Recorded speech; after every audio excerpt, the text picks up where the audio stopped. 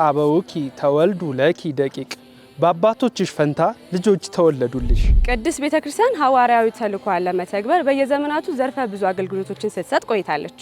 በዚህ የትውልድ ቅብብሎሽ የአዲስ አበባ ሀገረ ስብከት የሰንበት ትምህርት ቤቶች አንድነት በተሰጠው ኃላፊነት የቤተክርስቲያንን ተልእኮ ማዕከል በማድረግ በአዲስ አበባ በሚገኙ ከ164 ገዳማትና አድባራት በላይ ወጥ የሆነ ስርዓተ ትምህርት የተማሩ ሀገር አቀፍ ምዘና ወስደው ወደ ቀጣይ እርከን የተዘዋወሩ ከ11,000 በላይ የሚሆኑ የ4ኛ የ8ኛ ክፍልና የ10ኛ ክፍል ተማሪዎችን ጥቅምት 30 2018 ዓመተ ምህረት በሚሊኒየም አዳራሽ በብፁዓን አባቶች ዕውቅናና ቡራኬ ያሰጣል።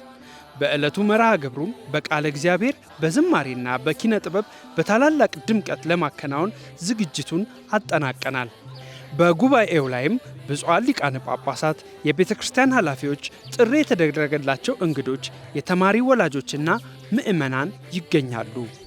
እርሶም በዚህ ልዩ መርሃ ግብር ላይ ጥቅምት 30 2018 ዓ.ም ከ5 ሰዓት ተኩል ጀምሮ በሚሊኒየም አዳራሽ ተገኝተው የመርሃ ግብሩ ተሳታፊ በመሆን ለሕይወቶ ስንቅ ለቤተ ክርስቲያን ተተኪ ትውልድ አለኝታ እንዲሆኑ ጥሪያችንን እናስተላልፋለን። የአዲስ አበባ ሀገረ ስብከት የሰንበት ትምህርት ቤቶች አንድነት